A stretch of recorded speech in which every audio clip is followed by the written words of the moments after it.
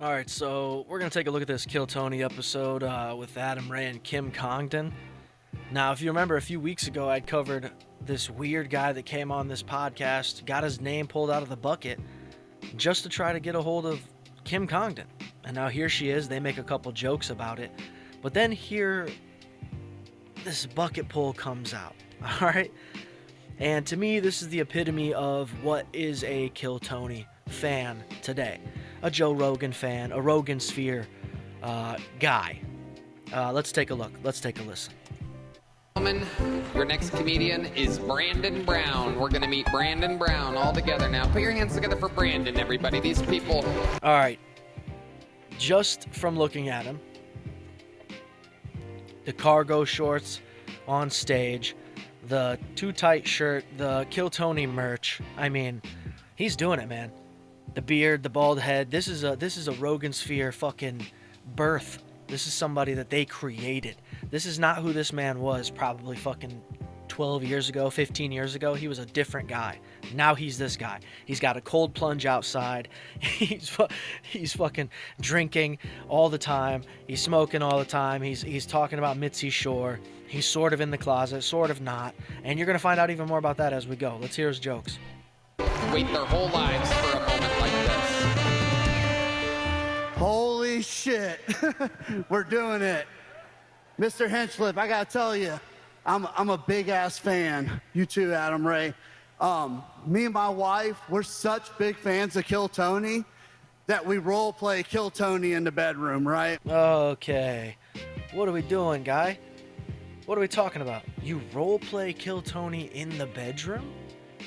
So you have sex with guys? What are you saying? And also, he called him Mr. Hinchcliffe? What? Mr. Hinchcliffe is his father. That's Anthony. Right? So sometimes, like, I'll be hitting it from the back, and I'm like, oh yeah, we're really doing it, baby. We're really doing it. Okay, like I said, the epitome of a Rogansphere fan. This is what they are. They're idiots that think that this is comedy, that this is a joke. None of this is funny. Not one time is he funny. But the dipshits in the crowd in Houston would laugh at this. Of course they would. They paid money. They're going to laugh at Brandon Brown's joke. And then sometimes I like to pretend I'm one of the black guys that get on Kill Tony. I'm like, oh yeah, we're really doing it, baby. But my favorite people who come on Kill Tony are the Asians, right? So sometimes I'll be back there going, oh yeah, we really doing it, baby. Right? Like I said, kills on Kill Tony. I'm sure the comments are talking about Brandon coming back. Why didn't he get a golden ticket? How's this guy not a regular? I'm sure he's even in the comments himself. I'm sure he probably clips this performance and puts it out on his own social media. He looks like that type of guy. He's about 5'3", you know what I mean, 280 pounds, cold plunges, shapes up his beard, waxes his chest. You know what I mean? Like, this is a Kill Tony fan. This is a Kill Tony spawn, offspring, something. Oh man, but it goes both ways, right? So sometimes, because she's like, I want to be Tony. And I'm like, all right, you can be Tony. So I'll be eating her pussy, right? So, do you understand what he's saying? He's saying there are grown men. He's telling us that there are grown men in the world that pretend to be Tony Hinchcliffe. So again, you have to be fucking a guy then. And she'll go, we've done this 1,000 times. You still can't hit the fucking buttons, right? Like, what the fuck? So he's pantomiming that he's Red Band, which doesn't make it. Or no, she's supposed to be Tony. He's Red Band. Now it finally makes sense, though, doesn't it? Okay, but again, this is what the guy who this is a man who watches the show. He's a fan of the show, and he thought this is good comedy. This is what needs to be pulled out of the bucket and me to go out there and do in front of people. The fuck? Absolute dog shit. It's just fanboying out in front of your favorite podcaster. How gay, dude.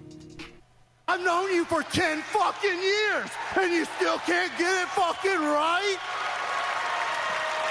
Everybody, I'm Brandon Brown, and that's my time.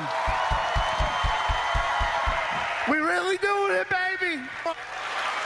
Oh, look at this guy. Are you pointing at your girl out there? Yes. Where's she at?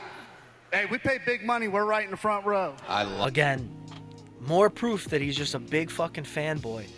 He was looking forward to this. He's been preparing for it. The dude actually says that he was up at like 2:30 in the morning writing this shit to do this show.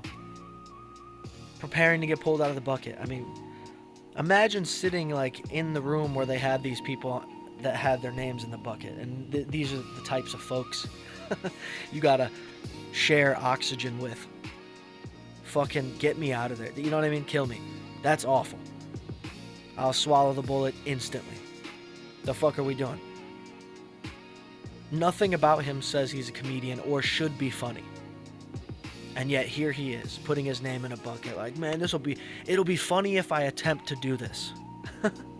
That's what they think a comedian is. Hey, wouldn't it be funny if I did this? Now, what would be funny is if you got super famous and had to do this for the rest of your life. That would be funny. That should happen. But it won't. You'll never see this guy again. But I like to make a point to some of these people that are coming on here. Tony Hinchcliffe and this show specifically are inspiring the wrong people. These are not people that actually want to do stand-up comedy. Most of them. We're stuck with these fucking muscle-bound, like HVAC guys that have probably hit their head more than Brendan Schaub. And they're like, yeah, I could do funny. I'm funnier than Schaub, for sure. I'm in the Reddit. I said some funny stuff and got a lot of upvotes, dude. Trust me. Like, fucking walk off the bridge, bro. This isn't for you. You're not funny to anybody but that fucking mirror you talking to. I love it. I love it. How do you get big money? What do you do for work, Brandon Brown? I'm an insurance broker. I love it. Hilarious. Amazing. How long you been doing that for? I've done it for about 4 years now. You are one of the buffest insurance brokers I've ever seen before. It's incredible. Thank you. Do you repo insurance? What's going on? Now I say, you gonna get some protection for your fucking family or what? Yes. Sometimes it works. Amazing. You look like Rogan if you stopped doing the podcast. All right, and that's where we're going to leave it because the guy really has nothing to offer. I just got to make a point to some of the... Like, this is just a straight-up fan. Took time away from somebody who probably actually wants to be a comedian and thinks that maybe just getting on Kill Tony and that little bit of exposure will help him. Instead, you get fucking, like Adam Ray said, wish Joe Rogan. Dog shit, guys. I'm out of here. Hit the like, hit the subscribe. We'll see you in the next